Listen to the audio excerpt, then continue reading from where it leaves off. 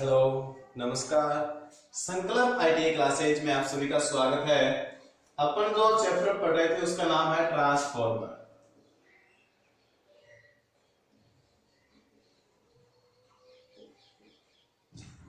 और आज हम पढ़ेंगे ट्रांसफॉर्मर में पार्ट एड, यानी कि भाग 8 पढ़ेंगे और एक भाग इसका और बचेगा, उसके बारे में अपन नेक्स्ट वीडियो में चर्चा करेंगे। 9 भागों में हमारा ट्रांसफॉर्मर है जो कंप्लीट हो जाएगा। ठीक है, तो आज का जो हमारा नया टॉपिक होगा वो होगा 3 फेज ट्रांसफॉर्मरों का संयोजन, यानी कि 3 फेज ट्रांसफॉर्मर की जो वाइंडिंग होती है उसका संयोजन हम किस प्रकार से करते हैं उनके बारे में अध्ययन करेंगे। तो नेक्स्ट जो हमें अपने हेडिंग है वो डालो 3 फेज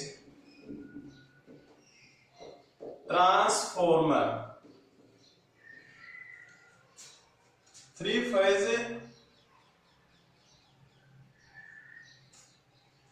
फेज ट्रांसफॉर्मर वाइंडिंग संयोजन,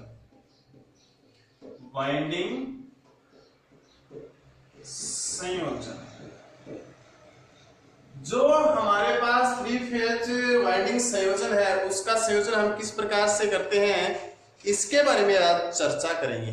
तो ये कुल मिलाकर हमारे पास 8 प्रकार के संयोजन होते हैं। कितने संयोजन होते हैं? 8 प्रकार के संयोजन। नंबर 1 है हमारे पास स्टार स्टार संयोजन। स्टार स्टार संयोजन 2 नंबर है वो हमारे पास स्टार डेल्टा संयोजन। 3 नंबर का जो है हमारे पास वो है डेल्टा स्टार संयोजन। 4 नंबर का जो होता है वो होता है हमारे पास डेल्टा डेल्टा संयोजन।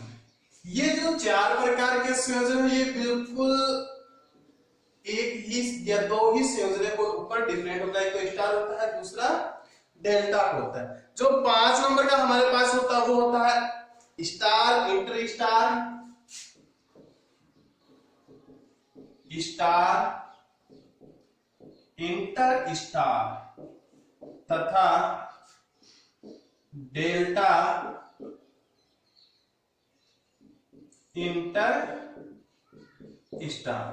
ये हमारे पास देखो, एक तो स्टार होता है, एक स्टार के अंदर इंटर स्टार जुड़ा होता है।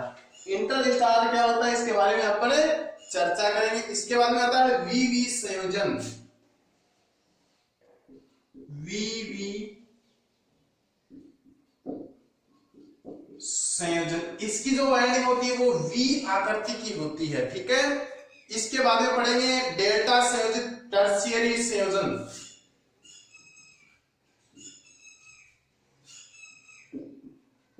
डेल्टा संयोजित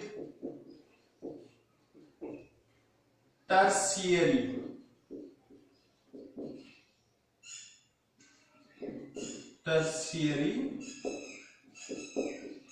संयोजन। इसमें 3 वाइंडिंग्स की जाती हैं, यानी कि 2 स्टार होती है, 2 स्टारों के बीच में अपन एक डेल्टा संयोजित करते हैं। तो इसके बाद में आप घबराने की आवश्यकता नहीं है, इसके बारे में जब चर्चा करेंगे तब आपको सभी को पता चल जाएगा। ठीक है, फिर होती है टीटी संयोजन। नेक्स्ट हमारी होती है टीटी संयोजन। इसका एक अन्य नाम भी होता है जिसको बोलते हैं स्कॉट संयोजन। स्कॉट संयोजन इसका दूसरा नाम होता है। और वीवी होती है इसका के ऊपर ओपन डेल्टा संयोजन। ओपन डेल्टा संयोजन। ठीक है, तो ये जो 8 नाम है इन 8 नामों को उतार दिया।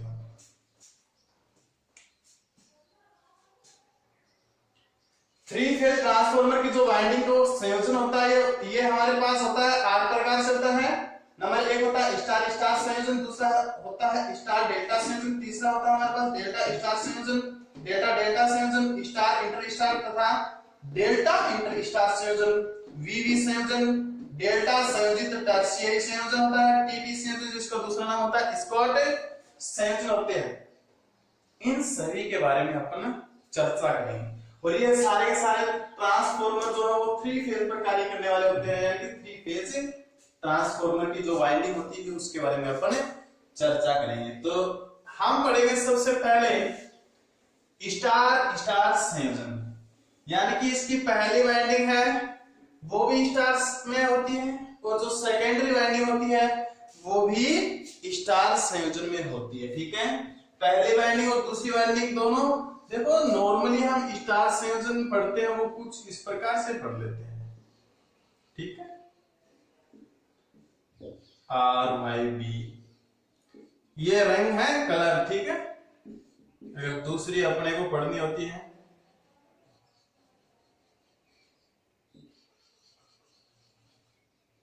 ठीक है, ये कुछ इस प्रकार से होती है।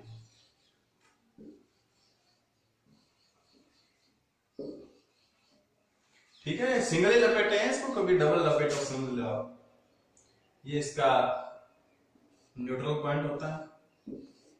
ठीक है, यूवी ये कलर है रंग। ठीक है, वायर कलर, यानी कि प्राइमरी वाइंडिंग में ये होते हैं, सेकेंडरी वाइंडिंग में ये होते हैं। ठीक है, नॉर्मली हमारे समझने के लिए काफी है कि ये स्टार है, दूसरी भी स्टार में ही संयोजित होती है, लेकिन हमारे बुक्स में डायग्राम है उसके हिसाब से भी अपन देख लेते हैं, ताकि बुक वाला डायग्राम अगर एग्जाम में आ जाए तो आप कंफ्यूज ना हो। तो बुक में कुछ इस प्रकार से दिया रखा होता है।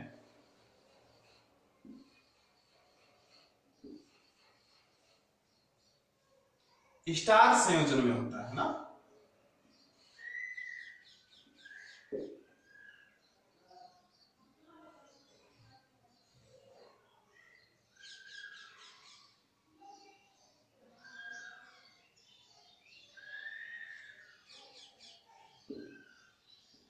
ये इसका मेन पॉइंट होता है। ठीक है, RYB। इसी प्रकार से दूसरी प्राइमरी वाइंडिंग जो होती है वो हमारे पास होती है, और प्राइमरी वाइंडिंग के अंदर भी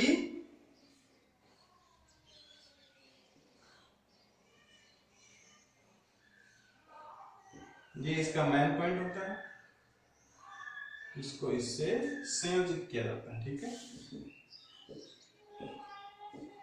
ये होती है प्राइमरी वाइंडिंग, ये होती है हमारे पास सेकेंडरी वाइंडिंग। इसके बीच में ट्रांसफार्मर का जो साइन होता है इस साइन के हिसाब से लगा देते हैं। ठीक है, ये होती है जो वाइंडिंग स्टार स्टार संयोजन में होती है।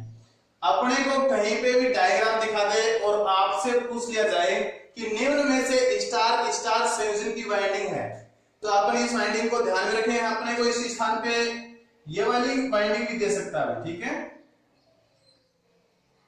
जो थोड़ी देर पहले मैंने आपको बताया था।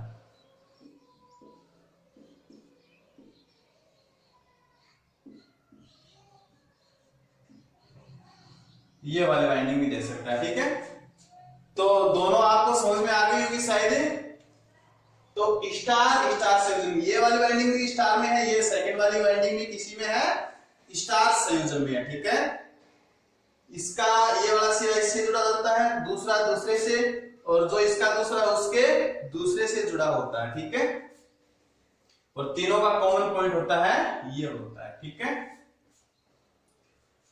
अब इसके बारे में अपन देखें तो इसका उपयोग कहां पे करते हैं। तो इस पहले तो इस डायग्राम को उतारो आप और इसके अंदर लिखो। इसमें देखते हैं कि प्राथमिक जो वाइंडिंग होती है इसमें लाइन वोल्टेज क्या होता है। प्राथमिक वाइंडिंग में लाइन वोल्टेज कितना होता है भाई।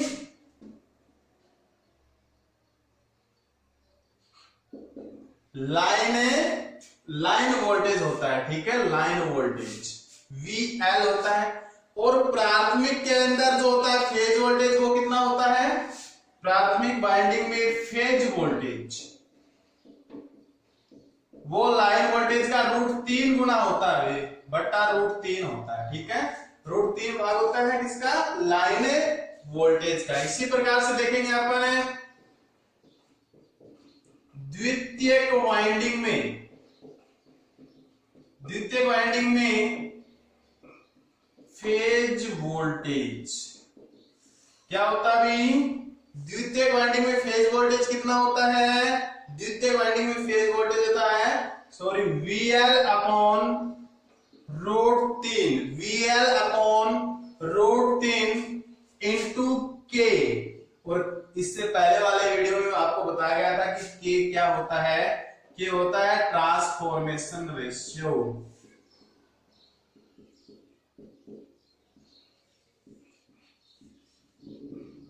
ट्रांसफॉर्मेशन रेशियो होता है। ठीक है, अब जो द्वितीय वाइंडिंग होता है उसका लाइन वोल्टेज क्या होता है, द्वितीयक वाइंडिंग का लाइन वोल्टेज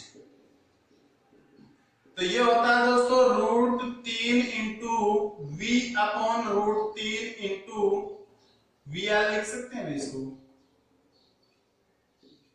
इंटू K होता है। √3 से √3 कैंसिल, तो इसका लाइन वोल्टेज हो जाएगा दोस्तों VL इंटू K। VL क्या है, line voltage into transformation ratio. ठीक है, लाइन वोल्टेज ट्रांसफॉर्मेशन रेशियो। तो आप इन चारों लाइनों को उतार लो।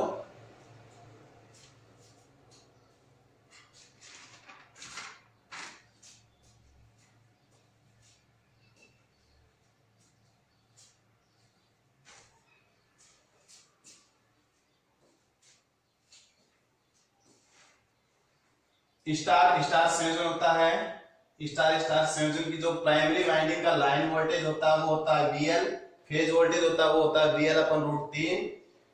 फेज वोल्टेज होता है द्वितीय वाइंडिंग के अंदर, इस वाइंडिंग के अंदर होता है VL upon √3 into transformation ratio. द्वितीय वाइंडिंग का जो लाइन वोल्टेज होता है वो होता है √3 गुना इसका फेज वोल्टेज का। द्वितीय वाइंडिंग में जो फेज वोल्टेज उसका 3 गुना होता है, √3 गुना। ठीक है, तो √3 into VL upon √3 into K, √3 से √3 cancel, line voltage into transformation ratio. उतारिए। अब ये इसका उपयोग कहां पे करता है, क्वेश्चन जो पूछा जाता है वो उपयोग से ही पूछा जाता है। क्वेश्चन कहां से पूछा जाता है, इसमें उपयोग से ही पूछा जाता है। तो उपयोग में लिखा, इसका उपयोग उच्च विभव एवं उच्च शक्ति के लिए किया जाता है। उच्च वोल्टेज या उच्च शक्ति लिख सकते हैं, उच्च विभव या उच्च शक्ति लिख सकते हैं। तो उच्च विभव एवं उच्च शक्ति के लिए किया जाता है। ठीक है, जो नेक्स्ट पढ़ेंगे वो पढ़ेंगे अपन स्टार डेल्टा संयोजन। स्टार डेल्टा संयोजन। ठीक है, स्टार वाली वाइंडिंग तो अपन बनी रहने दें, प्राइमरी वाइंडिंग तो स्टार में बनी रहेगी और दूसरी वाइंडिंग कौन से में बनी होगी, डेल्टा के अंदर बनी होगी।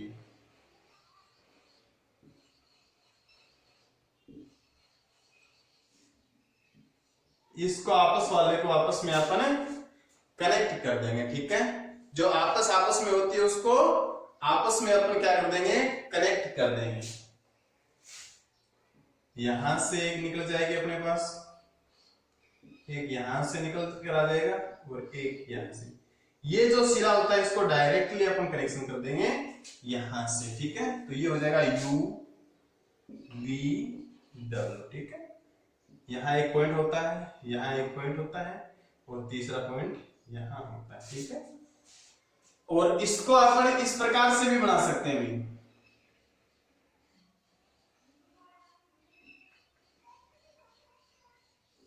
पहली जो वाइंडिंग होती है वो स्टार में होती है और दूसरी जो वाइंडिंग होती है वो होती है डेल्टा में। डेल्टा में इस प्रकार से करते हैं वाइंडिंग, ठीक है। ये पहली वाइंडिंग है, ये तो स्टार में हो जाती है, दूसरी वाइंडिंग होती है वो हो जाती है हमारे पास डेल्टा संयोजन। तो ऐसा डायग्राम मिले तो भी आपको घबराने की कोई आवश्यकता नहीं होती है। अब इसका जो संकेतक चिन्ह होते हैं उन संकेतक चिन्हों के बारे में और देख लेते हैं अपन। स्टार का संकेतक चिन्ह होता है वाई, ठीक है, वाई, और इसका डेल्टा का होता है त्रिभुजाकार आकृति, ठीक है। इसको वाई डेल्टा यानी कि स्टार डेल्टा इस प्रकार से भी अपन प्रदर्शित कर सकते हैं। तो इसके अंदर जो ये पहले वाली वाइंडिंग है ये तो इस प्रकार से होगी, यानी कि स्टार की होगी, दूसरी वाली वाइंडिंग होती है वो होती है डेल्टा संयोजन में, ठीक है। और ये हमारे पास प्राइमरी वाइंडिंग, ये है हमारे पास सेकेंडरी वाइंडिंग। तो स्टार डेल्टा संयोजन का उपयोग कहां पे किया जाता है? स्टार डेल्टा संयोजन का उपयोग यानी कि इसके अंदर हम देखें तो जो फॉर्मूले पहले वाले देखे थे वो बिल्कुल इक्वल होते हैं, लेकिन द्वितीयक वाइंडिंग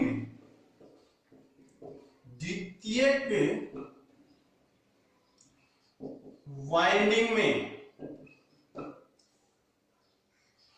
जो लाइन वोल्टेज होता है,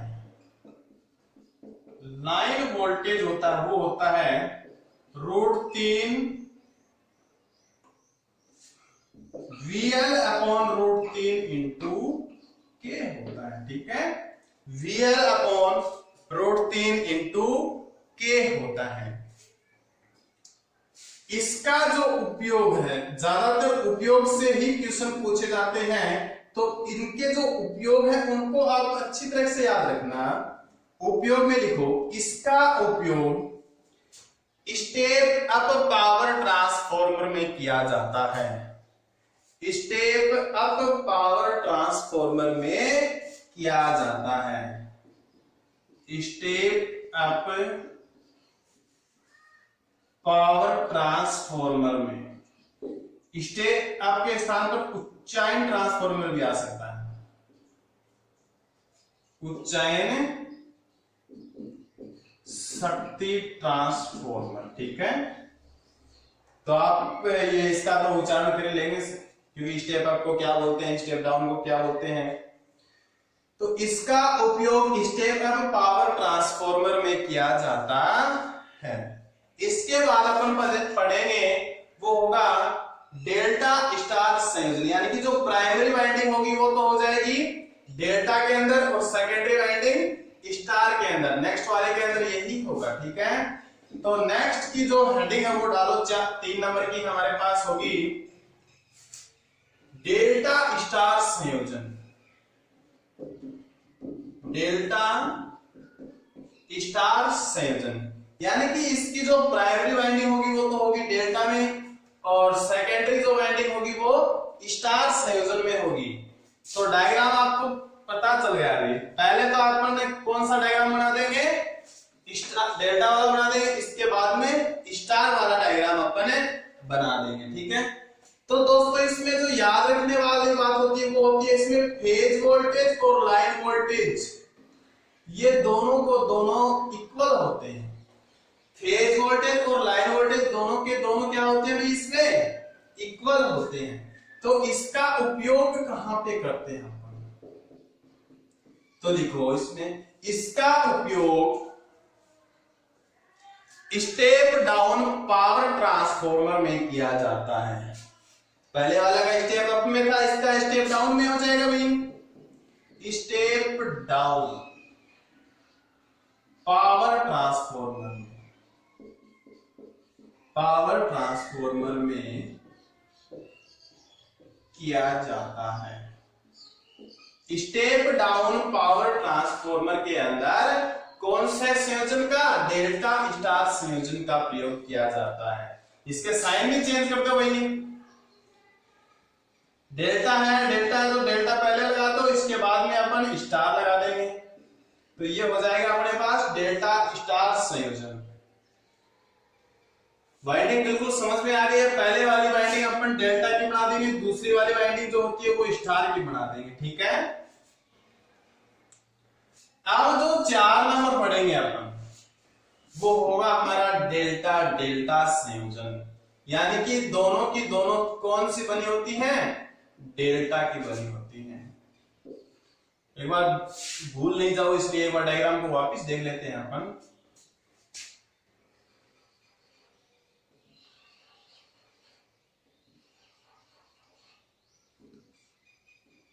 कुछ इस प्रकार से होती है। यहां से एक पॉइंट निकाल देते हैं अपन, एक पॉइंट अपन यहां से निकाल देंगे, एक पॉइंट ये डायरेक्टली, ये लास्ट वाला कनेक्शन होता है इस यहां से जोड़ देते हैं, ठीक है, आर वाई डी। ये होती है प्राइमरी वाइंडिंग। सेकेंडरी वाइंडिंग भी कौन से क्रम में, डेल्टा वाले संयोजन में ही जोड़ेंगे। कौन से संयोजन में जोड़ेंगे भाई, डेल्टा संयोजन में ही जोड़ेंगे, ठीक है।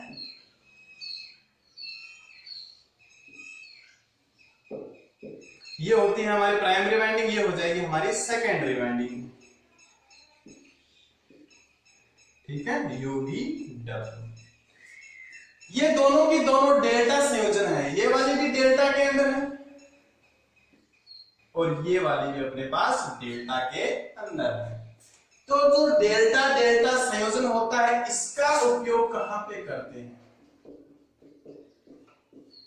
ये 4 नंबर की है हमारे पास, 3 पढ़ लिए अपने, 4 नंबर की है उपयोग। तो लिखो, इसका उपयोग निम्न विभव एवं उच्च शक्ति के ट्रांसफॉर्मर में किया जाता है। निम्न विभव यानी कि वोल्टेज तो क्या होगा, कम होगा और शक्ति उच्च होगी, उच्च शक्ति वाले ट्रांसफॉर्मर में किया जाता है, ठीक है। यानी कि निम्न वोल्टेज होना चाहिए और शक्ति क्या होनी चाहिए, उच्च होनी चाहिए। तो इस प्रकार के जो ट्रांसफॉर्मर होते हैं उनके अंदर वाइंडिंग किस प्रकार से की जाती है, डेल्टा डेल्टा संयोजन के अंदर इसकी वाइंडिंग की जाती है, ठीक है। हमारा जो 5 नंबर का होगा वो थोड़ा सा डिफरेंटली होगा, ठीक है। कौन सा, वो थोड़ा डिफरेंट, स्टार इंटर स्टार संयोजन और डेल्टा इंटर स्टार संयोजन होता है, ठीक है। स्टार लिखते रहना भी साथ साथ, इंटर स्टार तथा डेल्टा इंटर स्टार। देखो नाम से ही पता चल रहा है, इन दोनों की प्राइमरी वाइंडिंग है वो स्टार की भी हो सकती है और डेल्टा की भी हो सकती है, ठीक है।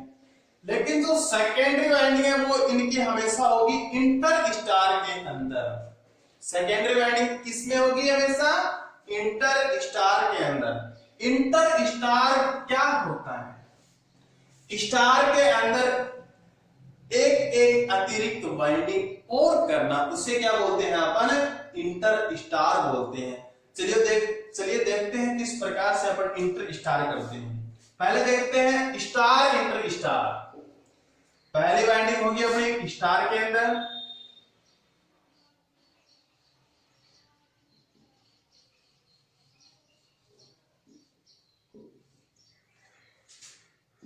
दूसरी जो वाइंडिंग होगी वो पहले तो होगी स्टार में और उसके क्या जुड़ा होता है, इंटर जुड़ा होता है, ठीक है, इंटर स्टार।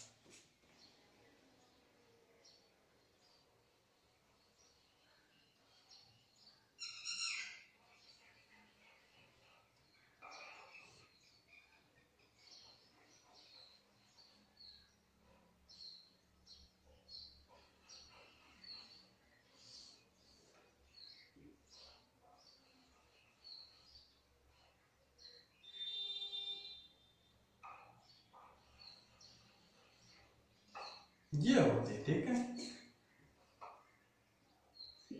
स्टार की तो ये वाली होती है, ये यहां तक तो अपन देखते हैं ये सेम है, यहां ये वाली और इसके घेरे के अंदर वाली है, ये दोनों इक्वल होती है। लेकिन इनके अतिरिक्त जो ये वाली वाइंडिंग की गई है, इसीलिए इसको को बोलते हैं अपन इंटर स्टार संयोजन। ठीक है, तो ये डायग्राम उतार लो आप इंटर स्टार संयोजन का। ठीक है,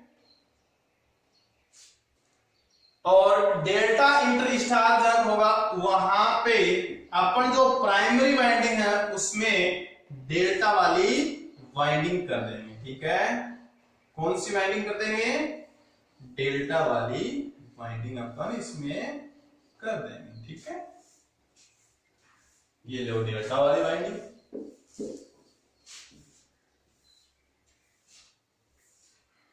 तो इसमें जो हमें लिखना है वो लिखो आप, इंटर स्टार संयोजन कभी भी प्राइमरी वाइंडिंग में नहीं किया जाता। प्राइमरी वाइंडिंग ये होती है, सेकेंडरी वाइंडिंग ये होती है। ये हमेशा कौन सी वाइंडिंग में होता है? सेकेंडरी वाइंडिंग में होता है। तो लिखो इंटर स्टार संयोजन कभी भी प्राइमरी वाइंडिंग में नहीं किया जाता, यह केवल सेकेंडरी वाइंडिंग में किया जाता है। यह केवल सेकेंडरी वाइंडिंग में किया जाता है। नेक्स्ट लाइन लिखो इसमें, इसका उपयोग वहां किया जाता है जहां अर्थिंग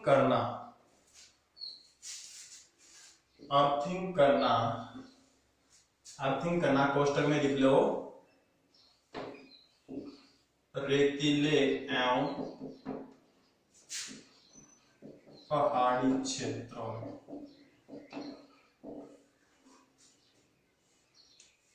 इनका उपयोग वहां किया जाता है जहां पर अर्थिंग करना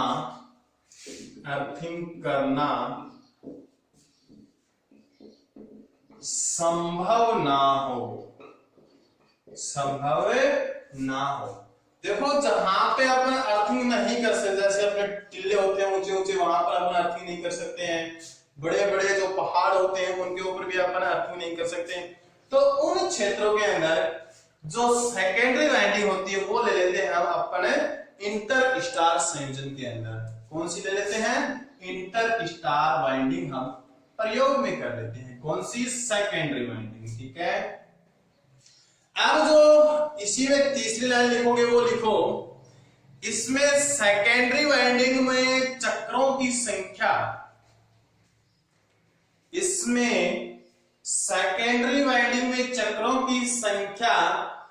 प्राइमरी वाइंडिंग से सेकेंडरी वाइंडिंग में चक्रों की संख्या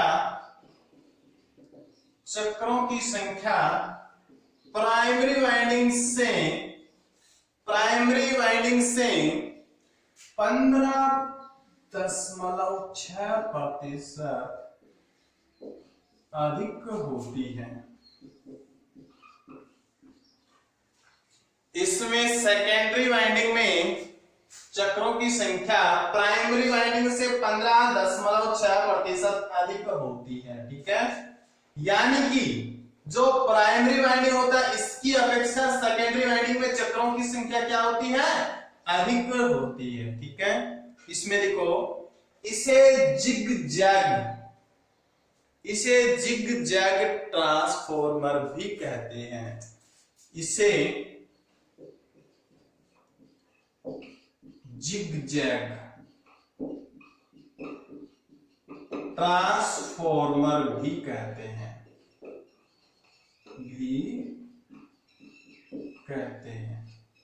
ठीक है, इनको उतारोगे। इसे जिग जैग ट्रांसफॉर्मर भी कहते हैं।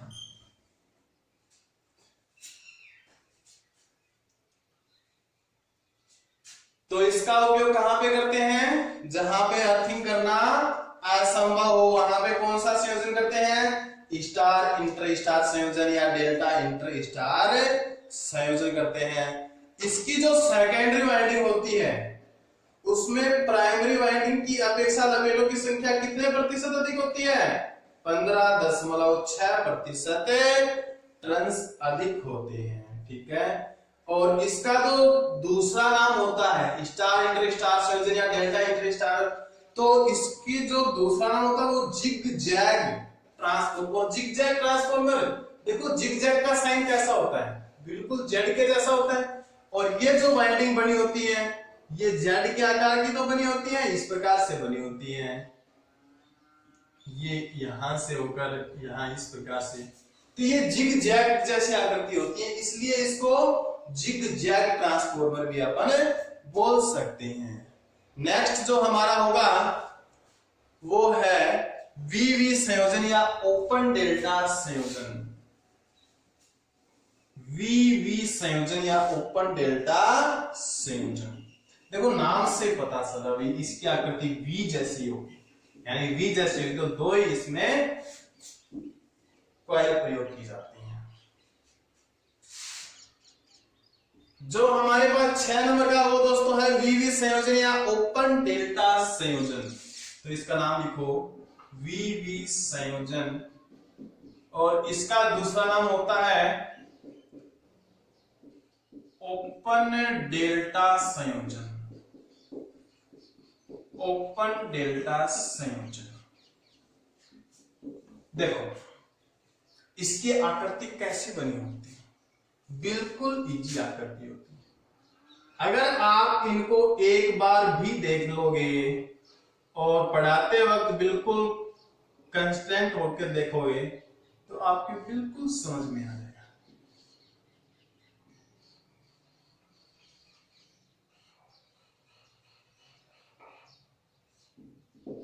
देखो डायग्राम देख के आपको पता चल गया कैसी आकृति है भाई इसकी, वी के जैसी आकृति है, ये वाली भी वी के जैसी आकृति है, इसीलिए इसको बोलते हैं वीवी संयोजन या ओपन डेल्टा संयोजन। ठीक है, को जो प्रयोग करांगा अपन वो कठे करांगा जठा अपन निम्न तो वोल्टेज चाहिए और उच्च शक्ति चाहिए, उठा क्या को प्रयोग करांगा, वीवी संयोजन को ही प्रयोग करांगा। तो इसमें लिखो आप, लिखो इसका उपयोग निम्न विभव एवं, इसका उपयोग निम्न विभव एवं निम्न शक्ति के ट्रांसफॉर्मर में किया निम्न शक्ति, शक्ति भी निम्न होनी चाहिए और विभव भी निम्न होना चाहिए। तो इसका उपयोग निम्न विभव एवं निम्न शक्ति वाले ट्रांसफॉर्मर में किया जाता है। इसका उपयोग निम्न विभव एवं निम्न शक्ति के ट्रांसफॉर्मर में किया जाता है। देखो इस प्रकार के कनेक्शन में फेज धारा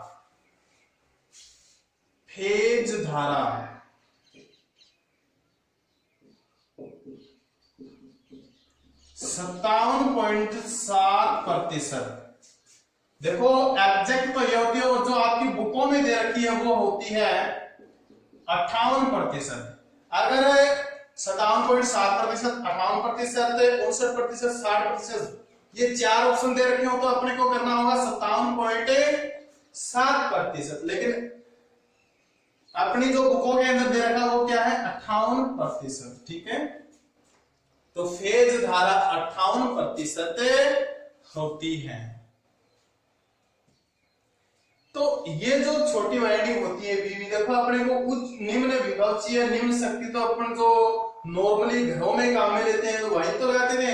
तो जो ग्रामीण क्षेत्र होते हैं उन ग्रामीण क्षेत्रों के अंदर इस संयोजन वाले ट्रांसफॉर्मर का प्रयोग किया जाता है। तो लिखो इसका उपयोग ग्रामीण क्षेत्रों में विद्युतकरण में किया जाता है।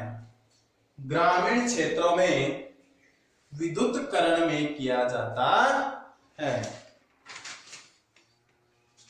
इसका उपयोग ग्रामीण क्षेत्रों में विद्युतकरण में किया जाता है।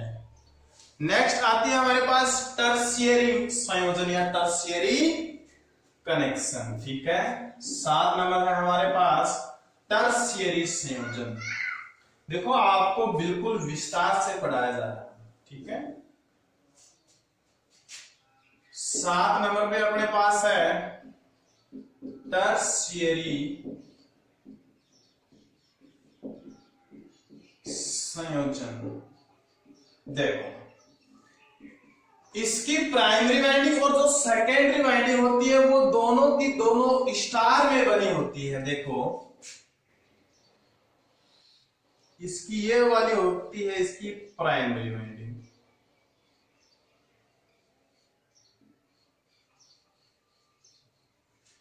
ये वाली होती है इसकी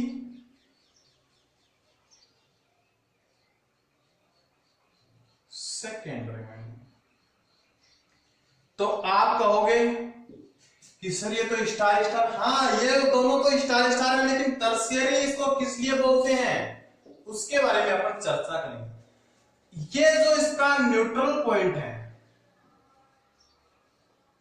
ये कभी ऊपर की ओर खिंच सकता है, कभी नीचे की ओर खिंच सकता है, कभी ऊपर की ओर कभी नीचे की ओर। अगर वोल्टेज अधिक आते हैं तो ये ऊपर नीचे की ओर खिसकने लगता है, अपना स्थान एक जगह स्थिर नहीं कर पाता है। स्थिर स्थान को प्राप्त करने के लिए इन दोनों के बीच में डेल्टा वाइंडिंग का संयोजन किया जाता है। कौन सा? एक डेल्टा वाइंडिंग का इसके अंदर क्या किया जाता है? संयोजन किया जाता है। कौन सी वाइंडिंग का? डेल्टा वाइंडिंग का इसके अंदर क्या किया जाता है दोस्तों? संयोजन किया जाता है। कौन सी वाइंडिंग का? डेल्टा वाइंडिंग का।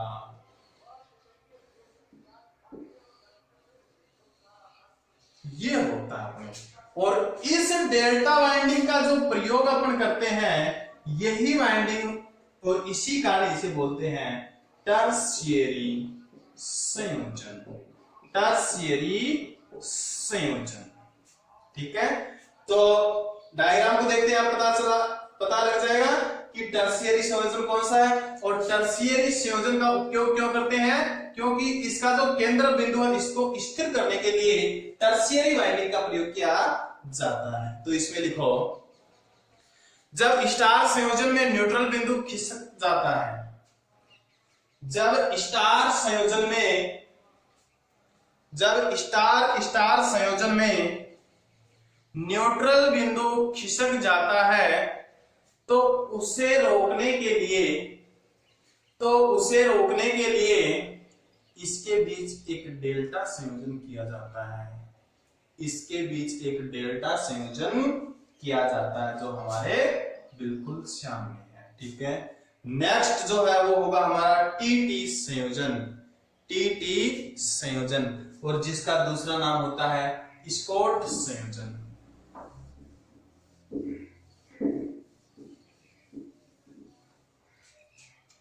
हमारा जो 8 नंबर का होगा वो होगा टीटी संयोजन या स्कॉट संयोजन। स्कॉट संयोजन, देखो इसमें डायग्राम के बारे में ज्यादा नहीं पूछा जाता है। इसकी जो आकृति होती है वो टी के अनुसार होती है, ठीक है। एक तो होती है इसमें जो टीचर ट्रांसफार्मर होता है, और एक जो होता है वो मुख्य ट्रांसफार्मर होता है। यहाँ पे लगा होता है मुख्य ट्रांसफार्मर, यहाँ पे लगा होता है टीचर ट्रांसफार्मर, ठीक है। एक मुख्य ट्रांसफार्मर होता है, मुख्य ट्रांसफार्मर इस प्रकार से लगा होता है, और टीचर ट्रांसफार्मर इसके यहां जाके ऊपर लगा होता है, ठीक है। ये टीचर ट्रांसफार्मर खड़े टाइप में लगा होता है इसमें, और ये वाला होता है। तो इसकी आकृति होती है टी के अनुसार, तो इसमें ज्यादा नहीं पूछा जाता है इसकी आकृति के बारे में, लेकिन इसमें यह पूछ लिया जाता है कि इसमें जो ट्रांसफार्मर होते हैं वो कौन कौन से लगाए जाते हैं। एक तो होता है मुख्य ट्रांसफार्मर, दूसरा होता है टीचर ट्रांसफार्मर, ठीक है। एक तो होता है मुख्य ट्रांसफार्मर और एक होता है टीचर ट्रांसफार्मर। लेकिन इसके अंदर जो पूछे जाने वाली बातें होती हैं उसके बारे में अपन चर्चा करेंगे। तो इसमें पॉइंट नंबर 1 लगा के लिखो, आप लिखो इसका उपयोग 3 फेज को 2 फेज में बदलने के लिए किया जाता है। इसका उपयोग 3 फेज को टू फेज में बदलने के लिए किया जाता है। Convert to three phase to two phase, three phase को टू फेज में बदलने के लिए किसका प्रयोग किया जाता है भाई? टीटी संयोजन का प्रयोग किया जाता है। नेक्स्ट लाइन इसी में लिखो, इसमें दोनों फेजों में टैपिंग स्विच निकाला जाता है। इसमें दोनों फेजों में टैपिंग स्विच निकाला जाता है। इसमें दोनों फेजों में टैपिंग स्विच निकाला जाता है। नेक्स्ट इसमें लिखो, इसमें टैपिंग के द्वारा वाइंडिंग का 86.6% भाग काम में लिया जाता है। कितना प्रतिशत भाग? 86.6% भाग काम में लिया जाता है। और दोस्तों टैपिंग किस प्रकार से निकाली जाती है आपको पहले भी बता दिया गया है और अब वापिस बता दिया गया है। इसी प्रकार से अलग अलग वाइंडिंग क्षेत्र में टैपिंग निकाली जाती है। और टैपिंग का कितना भाग यूज किया जाता है? 86.6% भाग इसका यूज किया जाता है। नेक्स्ट लाइन इसी में लिखो, इस विधि का प्रयोग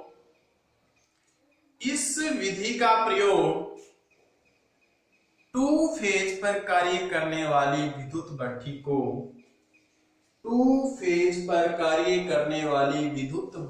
को थ्री फेज में संचालित करने के लिए किया जाता है। थ्री फेज में संचालित करने के लिए किया जाता है। यानी कि जो मोटर काम करेगी वो तो करेगी हमारे पास टू फेज पे, लेकिन जिसको प्रचालित अपन करेंगे, प्रचालित कितने फेज पे करेंगे? थ्री फेज पे करेंगे। इसीलिए यहाँ पे दे रखा है यानी कि थ्री फेज को टू फेज में बदलने के लिए इसका प्रयोग किया जाता है। इसमें नेक्स्ट लाइन लिखो, इसी में टीटी संयोजन वाले के अंदर लास्ट और नेक्स्ट लाइन लिखो आप, इसमें दो सिंगल ट्रांसफॉर्मर होते हैं। इसमें दो सिंगल ट्रांसफॉर्मर होते हैं जिसमें एक मुख्य ट्रांसफॉर्मर तथा दूसरा टिज्जर ट्रांसफॉर्मर होता है। तथा दूसरा कौन सा ट्रांसफॉर्मर होता है दोस्तों? टिज्जर ट्रांसफॉर्मर होता है। तो आज का जो टॉपिक था हमारा थ्री फेज ट्रांसफॉर्मर वाइंडिंग के संयोजन, ये 8 प्रकार के संयोजन हमने पढ़ लिए हैं। इसके बाद जो हमारा नया टॉपिक होगा वो होगा दोस्तों ट्रांसफॉर्मरों का समांतर क्रम संयोजन। यानी कि अगर हमें उच्च विभव और उच्च शक्ति की आवश्यकता हो तो एक ट्रांसफॉर्मर के अतिरिक्त दूसरे ट्रांसफॉर्मर को संयोजित किया जाता है। तो लिखो ट्रांसफॉर्मरों का समांतर संयोजन या समांतर प्रचालन। ट्रांसफॉर्मरों का समांतर प्रचालन यानी कि समांतर प्रचालन किस अपन दे देते हैं? सिंगल फेज वाला। ठीक है, ये होता है हमारे पास लाइन वोल्टेज हो जाती है, ये हो जाती है हमारे पास न्यूट्रल। ये यहां पे अपन स्विच लगा लेते हैं, S1 लगा लेते हैं, यहां पे लगा लेते हैं अपन S2 स्विच। ठीक है, अब देखो यहां पे अपन दो ट्रांसफॉर्मर लगा लेते हैं, दो ट्रांसफॉर्मर लगा लेते हैं। देखो लगा लो, वही ट्रांसफॉर्मर जो नॉर्मली अपन यूज में लेते हैं। ठीक है, एक यहां पे और लगा देते हैं।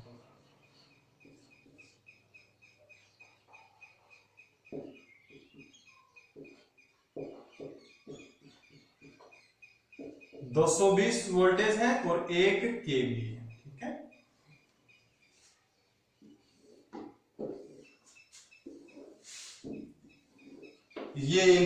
जाएगा, ये बाहर हो जाएगा आउटपुट वाला। ठीक है, आप सोचो कि ये दो यहाँ पे कैसे बना दी, ये वाली कैसे बना दी, तो यहां से तो हो जाएगा इनपुट वाला और बाहर हो जाएगा आउटपुट वाला। ठीक है, और यहाँ पे इसकी टोटल वोल्टेज निकाल लेंगे अपन V1 के द्वारा, इन दोनों के बीच में V2 वोल्टेज यहां से निकाल लेते हैं अपन।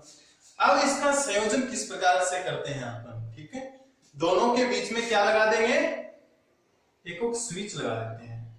ठीक है,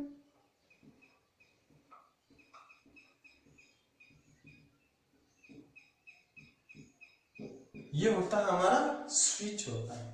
इसको यहां से जोड़ देते हैं, इसको यहां से जोड़ देते हैं, इसको यहां से डायरेक्ट जोड़ देते हैं, इसको यहां से जोड़ देते हैं। ठीक है, बिल्कुल कनेक्ट कर देते हैं।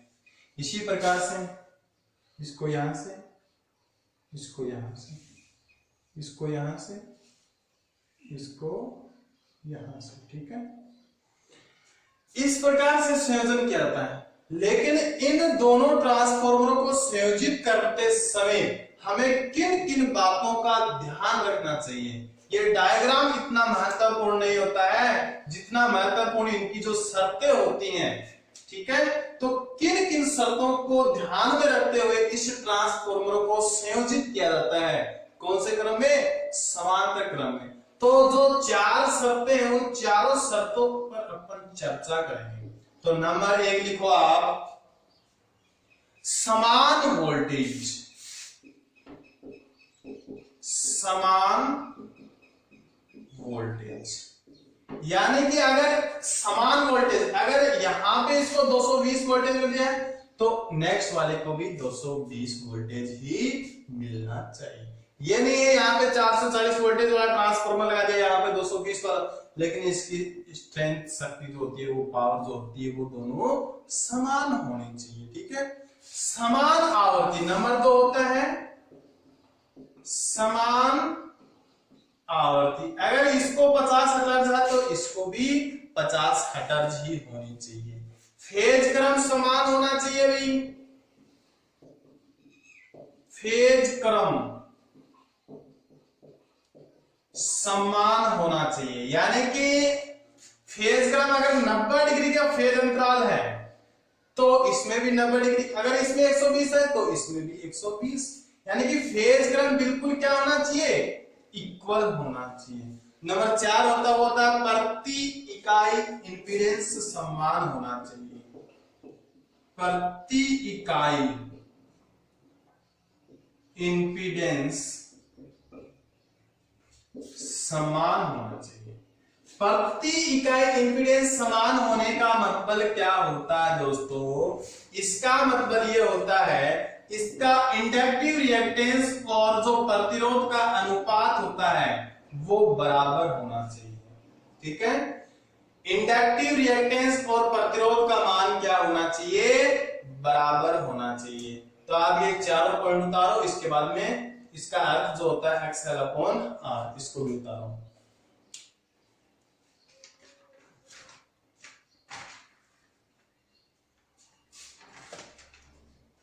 ये 4 पॉइंट उतारने के बाद मैं एक लाइन लिखाता हूं, उस लाइन को लिख लेना। ये चारों पॉइंट उतार लिया भाई। ट्रांसफॉर्मर का समांतर प्रचालन होता है, ट्रांसफॉर्मर के समांतर प्रचालन के लिए 4 बातें हमें ध्यान रखनी चाहिए। समान वोल्टेज होना चाहिए, समान आवर्ती होनी चाहिए, फेज क्रम समान होना चाहिए, प्रति इकाई जो इंपीडेंस होता है वो भी इक्वल होना चाहिए। तो इसमें लाइन लिखो आप, प्रति इकाई इंपीडेंस के बाद देखो, प्रति इकाई इंपीडेंस का अर्थ है, प्रति इकाई इंपीडेंस का अर्थ है कि इंडक्टिव रिएक्टेंस तथा प्रतिरोध का अनुपात, इंडक्टिव रिएक्टेंस तथा प्रतिरोध का अनुपात बराबर लिख लो XL/R। अब हम पढ़ेंगे ट्रांसफॉर्मर को समांतर प्रचालन करने के लिए जो लाभ होते हैं, उन लाभ के बारे में अपन चर्चा करेंगे कि क्या क्या लाभ होते हैं। तो संभवतः हमें थोड़े लाभ तो पता भी है, वैसे कि आपको भी पता है कि जो नॉर्मली होते हैं, जैसे कि ट्रांसफॉर्मर में 200, एक ट्रांसफॉर्मर के दोष होने के बाद अपन दूसरा ट्रांसफॉर्मर काम में ले सकते हैं। इस प्रकार के दोष होते हैं कि उच्च विभव की अगर हमें आवश्यकता हो तो भी अपन काम में ले सकते हैं। ठीक है, तो लिखो लाभ। लाभ में केवल अपन 2 पॉइंट लिखेंगे। नंबर 1 पॉइंट डाल के आप लिखो, एक ट्रांसफॉर्मर में दोष होने के बाद दूसरे ट्रांसफॉर्मर से विद्युत वितरण जारी रख सकते हैं। दूसरे ट्रांसफॉर्मर से विद्युत वितरण जारी रख सकते हैं। नंबर 2 पॉइंट है दोस्तों, उसमें लिखो, लोड बढ़ने पर लाइन वोल्टेज को उचित मान पर